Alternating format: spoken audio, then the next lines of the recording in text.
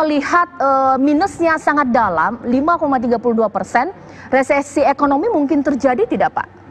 Jika melihat dari bagaimana kemudian pertumbuhan di kuartal 3. Caca, bukan mungkin apa tidak, kemungkinan besar akan terjadi karena kuartal ketiga juga akan negatif, terutama karena masalah coronanya belum ada tanda-tanda melandai atau berkurang.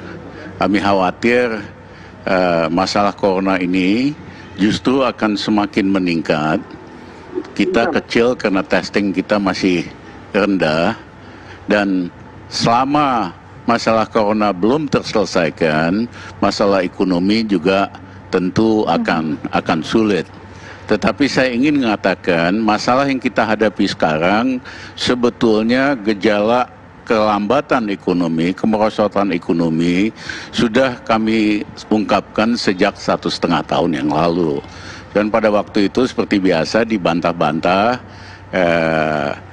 ya, dan ternyata terjadi, apalagi tambah dengan kasus corona. Kalau rakyat sih sudah mengalami, karena daya beli itu sangat rendah. Caca sederhana sekali, pertumbuhan kredit kuartal 1 tahun ini hanya sekitar 4%. Tahun lalu sepanjang 2019 pertumbuhan kredit itu hanya 6%. Ya, padahal kalau mau ekonomi tumbuh 6%, pertumbuhan kredit itu 15-18%. Jadi itu artinya uang yang beredar di masyarakat jauh berkurang karena kesedot oleh setiap kali penerbitan surat utang negara. Setiap kali penerbitan surat utang negara dari lembaga keuangan yang kaya-kaya pada mindahin beli sun karena dijamin 100%, dan yang kedua yieldnya 2% di atas deposito. Terjadilah apa yang disebut sebagai crowding out.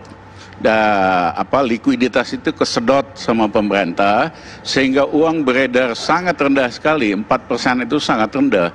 Itulah yang menjelaskan di masyarakat daya belinya rontok, dan yang kedua juga memang sirkulasi uang tidak memadai. Jadi hal-hal begini saya nggak lihat rencana yang bagus dari segi makroekonomi. Bicara stimulus-stimulus, pertanyaannya 4 bulan ini kok bicaranya rencana-rencana terus. Apa kok belum sampai di lapangan di rakyat dampak dan manfaatnya. Terima kasih.